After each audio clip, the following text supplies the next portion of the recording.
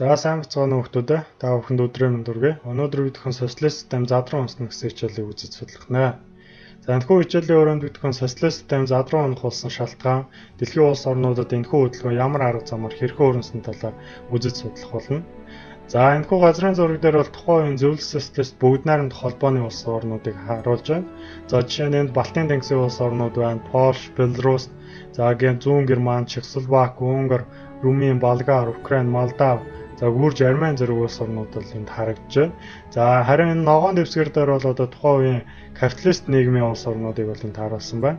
За энд Дани байна, Голланд, Баруун Герман, Бельги, Франц зэрэг улс орнууд бол энд багтаж байна.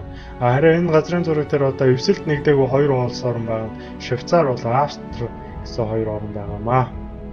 За тэгвэл энэ социалист систем бол 1980-ад оны дунд үеэс бол хурдталд орсон. За социалист системийн тэргуун гүрэн болох зөвлөлт холбоот улс бол хүлээн зөвшөөрж ирсэн энэ зүйлийг. За тэгээд ерөнхийдөө бол энэ социалист системийг засан залруулах, илүү сайжруулах тийм алхмуудыг бол зөвлөлт холбоот улсын коммунист намын ерөнхий нарийн бичгийн дарга, за зөвлөлт холбоот улсын төрийн тэргуун Горбачов бол одоо шат тараатайгаар одоо өөрчлөлт, шинжилэлтийг бол хийж исэн. Гэсэн хэдий ч социализм бол одоо яг энэхүү хүмүүсийн төлөвлөсний дагуу бол одоо сайжирч өөрчлөгдөж чадахгүй байсан учраас бол социалист системийн одоо дөрвөлтлийг бол хүлээн зөвшөөрсөн байдаг. За бид бүхний мэдхээр бол социалист систем нь бол нийтийн өмчтэй, за ялгаатай үйлслүүдийг бол хүлээн зөвшөөрдөггүй, нэг намын тогтолцоотой ийм систем. Харин эсрэг талд нь байх капиталист нийгэм нь болохоор хувийн өмчтэй, олон ургалч үзэл сурталыг зөвшөөрдөг. За олон намын тогтолцоог бол мөн хүлээн зөвшөөрдөг ийм систем байгаамаа. За зүүн Европоос социализм хэрхэн задруу унсан бэ? За зүүн Европод бол ерөнхийдөө 20 дугаар зууны дунд үеэс социализмыг эсэргүүцэн тэмцэж эхэлсэн байдаг.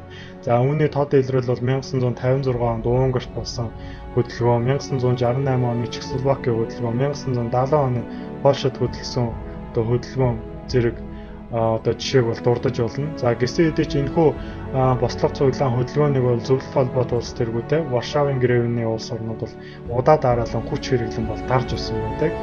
За үүний дараагаар бол Унгар, Чехословакт болсон олонний хөдөлгөөн бол одоо нэлээд газар авч ирсэн ч гэсэн мөн ялгаагүй одоо энэ Варшавын гэрээний улс орнууд бол хүчээр энэхүү хөдөлгөөнийг бол нухчин дарж ирсэн байгаа. За энэхүү логон дээр бол одоо Варшавын гэрээний бэлэг тэмдэг, за мөн одоо Варшавын гэрээнд оршин байсан улс орнуудын төрийн далбай бол харагдаж байна. За 1980-ад оны дунд үеэс бол коммунист үзэл санаа нэг намын үзэл сурталыг шүүмжлээд хэлэлцэж хүний эрх хэрэгжүүлэг дээдлсэн арчилсан нийгэмд бол шилжих үзэл санаа хүчтэй дэлгэрч ирсэн байна. За үүний одоо хамгийн тод сонгодог жишээ бол одоо энэ Румын улсын тэмцэл байна. За 1989 онд Чехословак, Болгар, Унгар, Румынд бол одоо удаа дараа маш олон хөдөлгөөн бослогууд бол гарч ирсэн. За үүний одоо нэг илрэл бол Румынд бол одоо энэ социализмыг эсэргүүцсэн жагсаал цоглоон бол одоо цус урсгасан хүн ширүүн үйл явцтай бол тулгарч ирсэн. За эрх баригч одоо бүлгийн хувьас одоо гişүү эрх баригч намын зүг, за одоо засгийн газрын зүгээс бол одоо энэ бослого цуглаанд оролцож байсан ард иргэд рүү бол одоо цэргийн хүч оруулсан байдаг. За тэгээ мөн энэ Бухарест хотод болсон одоо энэ хүү бослого цуглаанд бол 1000 гаруй хүн бол одоо амь насаа алдсан. 1989 оны 12 сарын 20-нд бол 25-нд бол энэ цэргийн шүүн таслах шийдвэрээр за Румыны коммунист намын дарга энэ Чаушескиг бол гэргэн авах буудаа оросноор энэ хүү жагсаал цуглаан бол одоо өндөрлсөн гэж үздэг байгаа. За энэхүү жагсаал цуглаанд бол Монголын арчилсан холбооны удирдлага бол Румын ард түмний талд жагсаж байгаагаа илэрхийлж, за Румын элчин сайдын яамд бол одоо албан бичиг хөрвүүлж ирсэн байдаг. За цаашлаад 1990 оны ихээр бол Югослав улс задарч тусгаар тогтносон бүгд найрамдах улсууд бол бий болсон. За Югослав улсын бүрэлдэхүүнд байсан Слован, Хорват, Босни Герцеговина, Серб, за Монтенегро, Косово зэрэг улс орнууд бол тухайн үед одоо бүгд найрамдах улс болж одоо бие даасан улс орнууд бол болсон байдаг. За зүүн Европын улс орнуудад засгийн эрхийг бол тайван замаар авч ирснасаа болоо одоо авч ирснаар илүү тийм онцлог байдаг. За жишээ нь энд одоо нэг ийм нэр том явал гарч ирж байгаа. Хамп хилөө хувьсгал буюу зөөлөн хувьсгал гэх. Тэгээ энэ нь ямар утга учиртай юм бэ гэхээр тухайн үе одоо социализмыг эсэргүүцчихсэн ард иргэд ерөнхийдөө жагсаал цуглаа хийгээд за ямар нэгэн хүний амь нас өргөдөхгүй одоо хохирол учрахгүйгээр одоо энэ хүү хувьсгалыг хийсэн улс орнуудыг бол одоо энэ хамп хилэн буюу зөөлөн хувьсгал хийсэн улс орнуудад тооцож байна. За энэ хувьсгалын дараа хуучин социалист гэж хэлсэн улс орнууд бол олон намын тогтолцоотой болж чөлөөт сонгуул явуулсан байдаг. За ийхүү зөвлөлт холбоотой улс бол дотроо бол 15 бүгд найрамдах улсыг бол игнэндээ нэгтгэсэн байж байгаа. За 1991 онд бол одоо задарсан. За тэгээд зөвлөлт холбоотой улсын бүрэлдэхүүндээс энэ Балтийн тэнгисийн улс орнууд байгаа. За энд бол Эстон, Латви, Литв 3 улс орн байна. За энэ улс орнууд бол одоо ингээд тусгаар бие даасан улс болсноороо дэлхийн хамтын нийгэмлэгт бол аль биесээр орж. За ингэснээр зөвлөлт холбоотой улс болон бүгд найрамдах улстай бол ямар нэгэн одоо улс төр, соёл, шашин, эдийн засгийн хувьд одоо харилцаанд орохоос бол татгалцсан байдаг. За энэхүү зурган дээр бол тухайн үеийн одоо хам пило хувьсгал буюу Чехословакийн нийслэл Прага хотод болжсэн хувьсгалын дүр зураг бол та бүхэнд харагдаж байна. За цаашлаад Берлиний хан нурж 2 Герман нэгдсэн нь гэж. За тэгэхээр бид бүхний судалж мэдснээр бол одоо дэлхийн хүйтэн дайн буюу одоо нэг хэсэг нь одоо зөвлөлт холбоотой улсын хөгжлийн чиглэлээр хөгжиж байсан улс орнууд. За нөгөө талдаа бол одоо Америкийн нэгдсэн улсын хөгжлийн чиглэлээр бол хөгжиж байсан улс орнууд бол одоо ерөнхийдөө бол одоо хүйтэн дайны урамшилтай оршин тогтнож байсан. За энэ үйл явц ерөнхийдөө 1989 оны 11 сарын 9-ний өдөр 2 Германыг тусгаарласан дэлхийн хүйтэн дайны бэлэг тэмдэг болсон Берлиний хаан нурснаар бол одоо төгсгөл болсон гэж үздэг.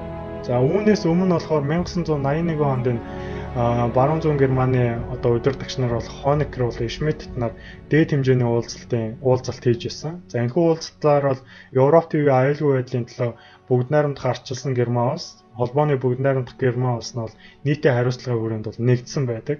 За энэ нь бол хүйтэн дайны үед бол инхийн төлөө хийсэн хамгийн том алхам гэж үздэг.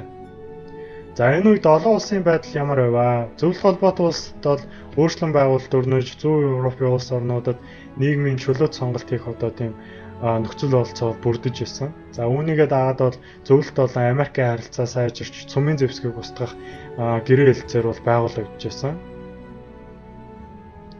За 1986 оны 11 сард зөвлөлт холбоотой улсын коммунист намын дарга Горбачов, за Америкийн нэгдсэн улсын ерөнхийлөгч Рейган нар бол Женевт хэлэлцээр хийж, за зөвлөлт холбоотой улс Америкийн нэгдсэн улс бол зөв одоо зэвсэглэлд зарцуулах мөнгөн хөрөнгөө бол одоо 50% орчим бууруулад, за урт хугацааны дайсаган сайн харилцааны төгсгөлийг тавьж, эдийн засаг, соёл, улс төр шашны хувьд одоо хамтран хоорондоо одоо харилцаа тогтоож, за урт болон за бага дунд хугацааны одоо тусалтай коучингийн үйлдвэрлэлийг багасгах тийм гэрээ бол байгуулсан байдаг. За 1990 онд бол олон улсын нөхцөл байдал шинэ хандлага болж бий болсон. За 1988 онд Европын парламентын ассамблеид уралдаж Европын холбооны нэгдсэн бодлогын талаар ярилцсан байдаг. За зүүн Европын харилцааны тухай авч үзсэн 1989 оны 6 сард Европын холбооны парламентын ассамблеид Горбачов үг хэлэхдээ за нэг Европ буюу Европ ТV-г одоо нэг гэр бүл гэдэг тийм утга санааг бол илэрхийлж байсан. За 1990 оны 11 сард Парист Европын холбооны болон Америкийн нэгдсэн улс, Канада зэрэг улс орнууд бол оролцсон 32 орны засгийн газрын төлөөлөгчид хуралдсан байдаг. За энэхүү хуралдаанаар бол Европ төвдөх улс төрийн байдлын өөрчлөлтийн талаар ярилцаж хэд хэдэн гэрээ хэлцээрийг бол хийсэн байдаг юм байна. За энэхүү хүйтэн дайны үед одоо зөнхөлж исэн гол хоёр улс орн бол энэхүү социалист системийн задралын дараагаар ерөнхийдөө хоорондын харилцаа харьцангуй сайжирч түүнийгээ дагаад энэхүү хоёр улсын хөгжлийн чиг баримжаагаар одоо хөгжиж исэн улс орнууд илүү тийм одоо зах зээлийн нийгэм шилжиж улс орнууд одоо хоорондоо харилцах гадаад харилцааны хувьд нээлттэй болж ирснээр энэхүү одоо хувьсгал өөрчлөлтийн одоо гол бололттой талын дээр оршиж байгаамаа.